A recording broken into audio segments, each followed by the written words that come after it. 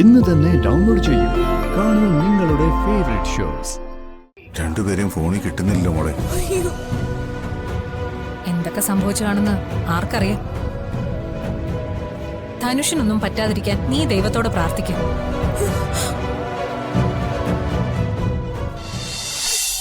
ഇവിടെ നിന്നെ ഒന്ന് രക്ഷിക്കാൻ ഒരാളും വരില്ല.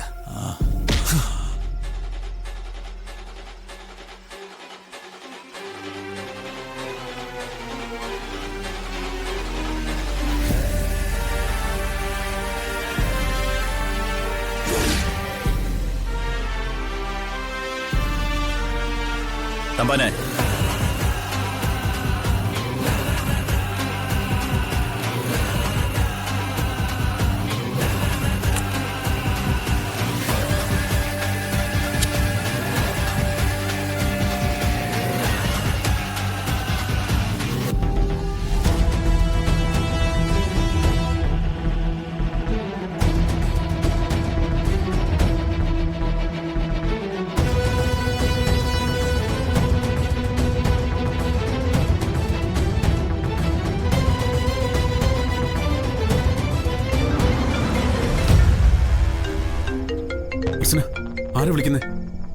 ആരാ വിളിക്കുന്നേ? എടുക്ക്.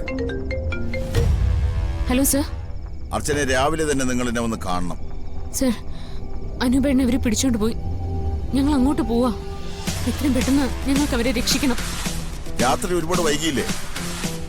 ഇനി എന്നെ കണ്ടതിന് ശേഷം മാത്രമേ എന്തെങ്കിലും ചെയ്യാവൂ. എത്രയും വേഗം ഇവിടെ എത്തണം.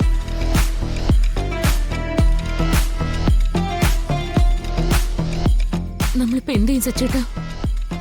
എന്തെങ്കിലും കാര്യമില്ലാതെ അദ്ദേഹം വിളിക്കില്ല. നമുക്ക് വേഗം അവിടെത്താം, എന്നിട്ട് തീരുമാനിക്കാം.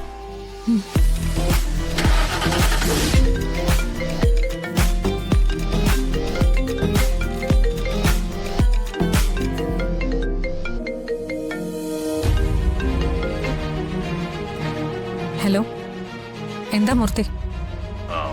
ഞാനൊരു ഇൻഫർമേഷൻ പറയാൻ വിളിച്ചതാ. എന്താ കാര്യം? ധനുഷിനെയും കൂടി മധുവിന്റെ ആൾക്കാർ തട്ടിക്കൊണ്ടു പോയിട്ടുണ്ട്. ആണോ? ഇത് ആരാ കണ്ടത്? എന്റെ ഒരു സുഹൃത്താ കണ്ടത്. അവനെ എന്നോട് വിളിച്ച് കാര്യം പറഞ്ഞത്. എങ്ങോട്ടാ കൊണ്ടുപോയെന്ന് ഇൻഫർമേഷൻ കിട്ടിയിട്ടുണ്ടോ? ഇല്ല, അതിനെ കുറിച്ച് അറിയില്ല. എന്തായാലും നന്നായിട്ട് പഞ്ഞിക്കിട്ടാ കൊണ്ടുപോയിരിക്കുന്നത്. നല്ല തല്ല് കിട്ടിയിട്ടുണ്ട്. ഇത് കറക്റ്റ് ആണല്ലോ അല്ലേ? കേട്ടതെല്ലാം ശരിയാ. വേറെന്തെങ്കിലും ഇൻഫർമേഷൻ കിട്ടിയാൽ അപ്ഡേറ്റ് ചെയ്യണം. തീർച്ചയായും.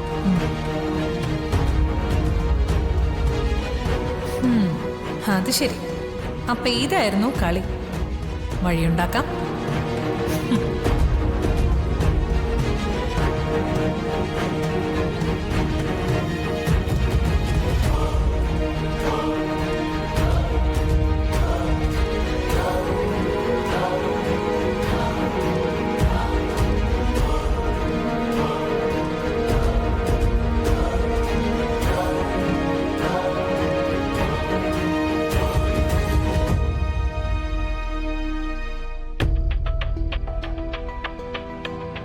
അച്ഛാ,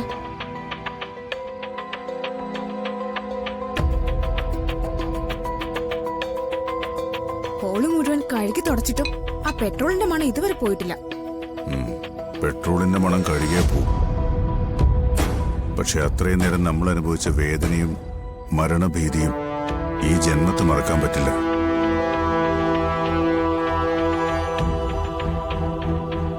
സ്നേഹേ, ധനുഷ് എവിടെ പോയെന്നാ നിന്നോട് പറഞ്ഞത്? നന്ദേട്ട് നേരത്തെ പ്ലാൻ ചെയ്ത ഒരു ബിസിനസ് ടൂറിന് പോകുന്നു എന്നോട് പറഞ്ഞു. ബിസിനസ് ടൂറിന്? കഷ്ടം. നീ അവൻ പറയുന്നതെല്ലാം അങ്ങ് വിശ്വസിച്ചല്ലേ? അവൻ നിന്നെ ചതിക്കാണെന്ന് ഇനിയെങ്കിലും ഒന്ന് വിശ്വസിക്കും. അവൻ പോയതേ നന്ദേട്ടൻ പ്ലാൻ ചെയ്ത ബിസിനസ് ടൂറിനൊന്നും അല്ല. അവൻ പോയതേ ആ അനൂപിനെ രക്ഷിക്കാനാ. അവന്തികടുത്തിടെ ഈ കാര്യം ആരാ പറഞ്ഞേ?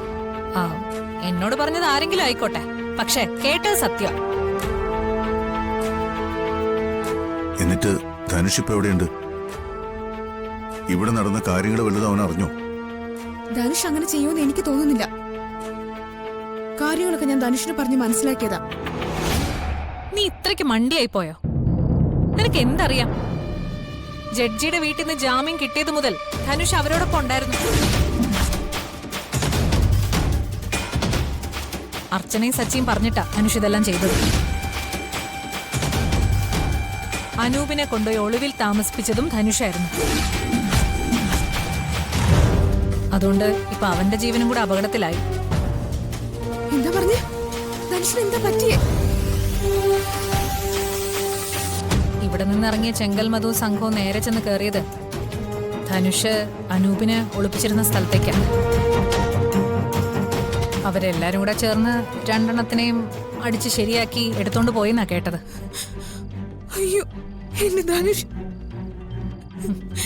കരഞ്ഞിട്ട് കാര്യമൊന്നുമില്ല. ഇതൊക്കെ ചെയ്യുന്നതിന് മുമ്പ് ആലോചിക്കണമായിരുന്നു. അച്ഛാ, എന്റെ ധനുഷിനെ രക്ഷിക്കണം. അച്ഛൻ എത്രയും പെട്ടെന്ന് പോലീസിന് വിവരം അറിയിക്കണം. പോലീസിനെ അറിയിച്ചിട്ടൊന്നും ഒരു കാര്യവുമില്ല. അല്പം മുമ്പ് ഈ വീട്ടിൽ നടന്നൊക്കെ നീയും കണ്ടതല്ലേ. അപ്പൊ പിന്നെ അവരെ കൈ കിട്ടിയാ അത് എന്തൊക്കെ ചെയ്യുന്ന എങ്ങനെ പറയാൻ പറ്റും? മോള് കരയാതെ സമാധാനമായിട്ടിരിക്കും.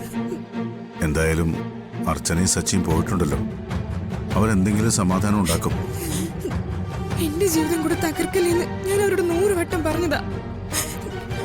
എന്നിട്ട് അർച്ചനടുത്ത് സച്ചേട്ടനും കൂടെ ധനുഷിനെ വിളിച്ചോണ്ട് പോയില്ലേ? എന്നോട് കള്ളം പറഞ്ഞിട്ടാ പോയത്. ഇനിയിപ്പോ വരുന്നത് എല്ലാവർക്കും കൂടി അങ്ങ് അനുഭവിച്ചല്ലേ പറ്റൂ. അല്ലാതെ ഇപ്പൊ എന്ത് പറയാം? അനൂപിനെ കിട്ടിയ തീർക്കാനുള്ള വാശിയിലാ മധു പോയത്. കൂട്ടത്തിൽ അനൂപിനെ രക്ഷിച്ചവനെ കൂടെ കിട്ടിയ അവര് പിന്നെ അവനെ ഈ ഭൂമിക്ക് മുകളിൽ വെച്ചേക്കോ? മോളെ കരയാതെ, നമുക്ക് എന്തെങ്കിലും പരിഹാരം ഉണ്ടാക്കാം.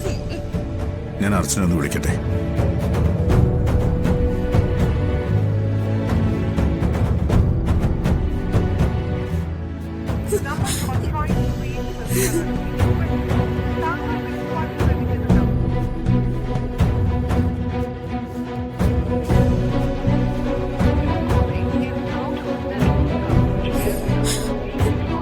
രണ്ടുപേരെയും ഫോണിൽ കിട്ടുന്നില്ല മോളെ.